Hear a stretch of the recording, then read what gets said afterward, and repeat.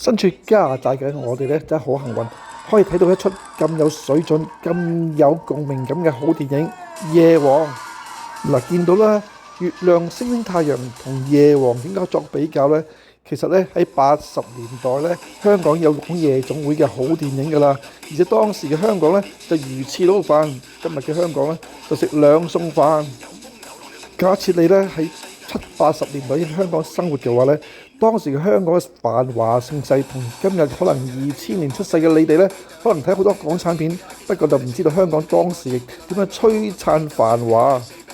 多謝編劇、導演、演員將香港曾經真係令到大家開心嘅一幕咧，可以喺呢出電影度咧呈現翻。不過點都好啦，今日世界之亂咧又打仗，曾經嘅疫情，希望咧今日睇完出戲之後咧，大家有感而發地咧珍惜眼前人、眼前事。